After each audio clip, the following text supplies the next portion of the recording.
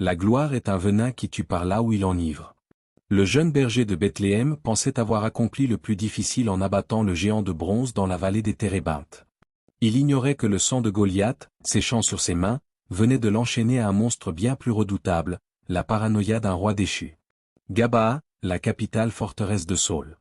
Une citadelle de pierre brute, saturée par l'odeur de la sueur, du suif et de la poussière de l'âge du fer. Dans la pénombre de la salle du trône, un homme immense observe le vide.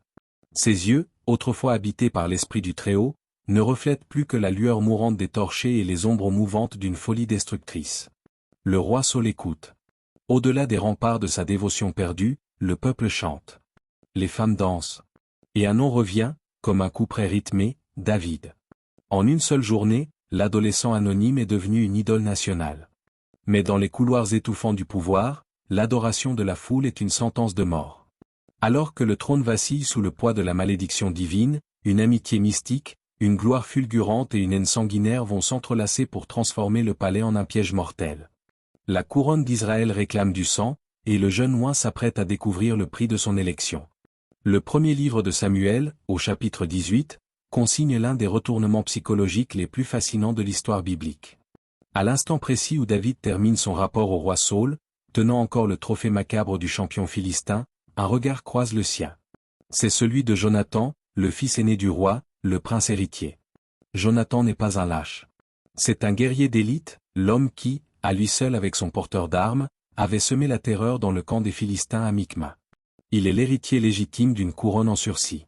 Pourtant, face à ce jeune berger couvert de poussière et de gloire, aucune jalousie ne germe dans son cœur.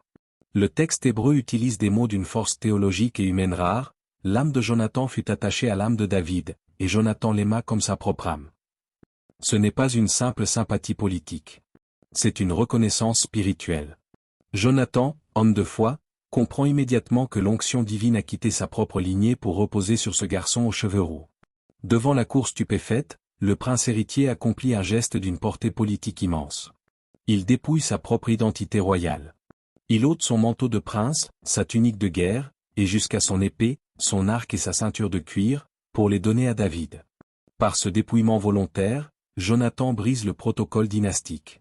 Il transfère symboliquement son droit au trône à loin de Bethléem. Les deux jeunes hommes jurent une alliance éternelle devant le ciel. Une amitié née au seuil de la mort, scellée par le renoncement et la dévotion. David trouve en Jonathan son protecteur le plus fidèle, au moment précis où le palais commence à conspirer pour sa perte. Pendant que l'alliance se scelle dans le secret des appartements princiers, la gloire de David se répand dans les vallées d'Israël comme un incendie de brousse. Saul, impressionné par son sang-froid, le place à la tête des hommes de guerre. Partout où le roi envoie David, ce dernier réussit. Sa sagesse tactique et son audace fascinent les vétérans de l'armée et séduisent le peuple. Le paroxysme de cette ferveur populaire éclate lors du retour triomphal des troupes après la campagne contre les Philistins. Les chroniques bibliques décrivent une scène de liesse orientale, vibrante et bruyante. De toutes les villes d'Israël, les femmes sortent au-devant du roi Saul, vêtues de lin, jouant du tambourin, poussant des cris de joie et faisant résonner les sistres. Mais les paroles de leur chant de victoire vont agir comme un acide sur l'esprit déjà vacillant du monarque. Les femmes dansent et se répondent les unes aux autres, Saul a frappé ses 1000 et David ses 10 000. Pour un roi oriental de l'âge du fer, la réputation est la clé de la légitimité. L'hyperbole poétique des femmes brise l'orgueil de Saul. Le texte biblique capture sa fureur noire, Saul fut très irrité, et cela lui déplut. Il dit, on en donne 10 000 à David, et à moi on en donne 1000. Il ne lui manque plus que le royaume. À partir de ce jour précis, le regard de Saul change. Le mot hébreu utilisé indique qu'il commença à épier, ou à guetter, David avec suspicion. Le berger n'est plus le sauveur du royaume, il est le rival à abattre.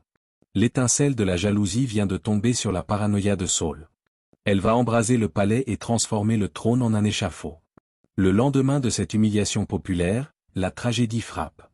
Le texte sacré nous révèle les coulisses spirituelles du drame, le mauvais esprit de Dieu saisit Saul, qui eut des accès de fureur au milieu de sa maison. La mélancolie noire du roi se transforme en délire de persécution. David, fidèle à son poste d'officier et de musicien, prend sa lyre de bois. Ses doigts glissent sur les cordes, cherchant les harmonies sacrées qui, autrefois, apaisaient le cœur du souverain. Mais le venin est trop profond. Saul n'écoute plus la musique de Dieu. Il regarde les mains de David. Ces mains qui ont tenu la fronde. Ces mains que le peuple adore. Saul est assis, sa lourde lance de fer à la main. Soudain, au milieu d'une note suspendue, le roi cède aux démons de la jalousie. Sa pensée intime et glaciale, je clouerai David au mur. D'un geste d'une violence inouïe, le roi projette sa lance de toutes ses forces vers le jeune musicien. Le fer siffle dans la pénombre de la salle. Par un réflexe surhumain, David esquive. La pointe de fer se fiche profondément dans le mur de pierre, faisant jaillir des étincelles. David se redresse, le cœur battant, mais il ne fuit pas encore. Il reprend sa place. Quelques instants plus tard, la scène se répète. Une seconde lance est jetée. Une seconde fois, le ciel protège son oint. David s'échappe de la présence du roi, sain et sauf, mais le voile est définitivement déchiré.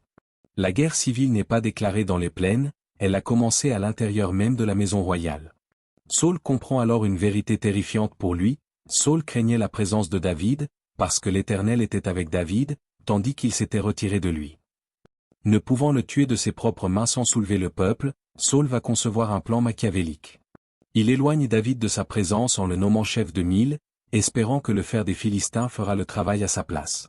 Le roi transforme la guerre sainte en un complot d'assassinat déguisé. Le piège de Saul prend une tournure intime et perverse, l'utilisation de ses propres filles comme appât. Le roi offre d'abord sa fille aînée, Mérab, à David, exigeant qu'il se batte pour l'Éternel. Mais au dernier moment, par un affront public délibéré, Saul la donne à un autre. David, dans son humilité profonde, refuse de s'offenser, déclarant sa propre indignité à devenir le gendre du roi. C'est alors que Saul découvre que sa seconde fille, Michal, est éperdument amoureuse de David. Pour le roi paranoïaque, c'est une opportunité inespérée. Je la lui donnerai, pense Saul, afin qu'elle soit un piège pour lui, et qu'il tombe sous la main des Philistins. Saul ordonne à ses serviteurs de parler secrètement à David, car il sait que le jeune homme est pauvre et ne peut payer la dot exorbitante exigée pour une princesse royale. Les serviteurs glissent à l'oreille de David, le roi ne demande point de dot, il demande 100 prépuces de Philistins, pour être vengé de ses ennemis. La perversité de la dot est absolue. Pour ramener 100 prépuces, David doit tuer 100 guerriers au corax sans grave corps, s'exposant à une mort quasi certaine au cœur du territoire ennemi. Saul savoure déjà sa victoire politique. Mais loin de Bethléem n'est pas un homme ordinaire. Accompagné de sa petite troupe de fidèles, David s'enfonce dans la nuit des plaines philistines.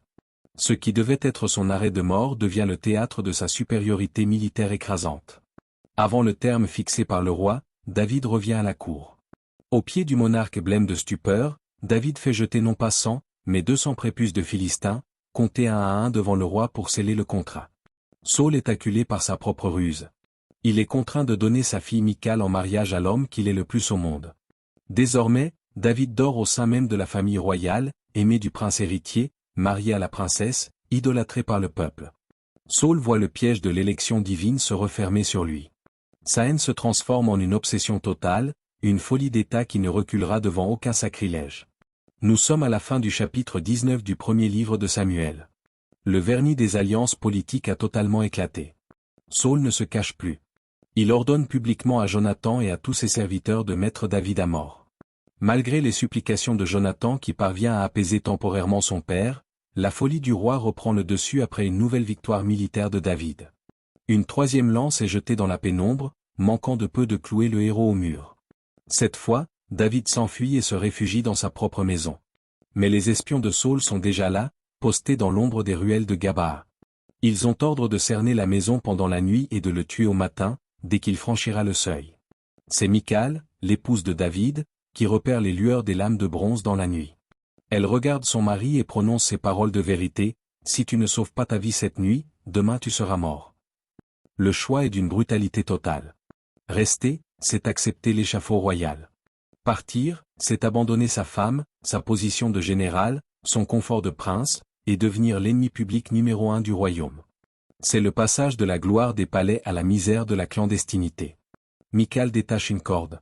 David s'approche de la fenêtre donnant sur les remparts sombres de la ville. Au fond de la maison, Michal place à la hâte un téraphim, une idole domestique, dans le lit de David, couvrant la tête de poils de chèvre pour faire croire aux assassins que le héros est simplement malade.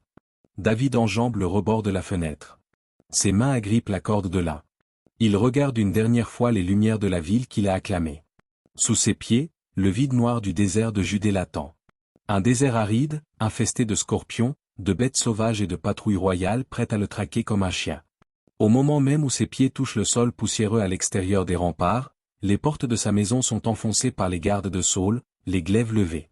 Le piège est vide. La traque du siècle vient de commencer. Comment le roi légitime d'Israël, privé de ses armées, dépouillé de ses titres et traqué par son propre beau-père, pourra-t-il survivre dans l'enfer de pierre du désert? C'est ce que nous découvrirons dans le prochain chapitre, le fugitif du désert.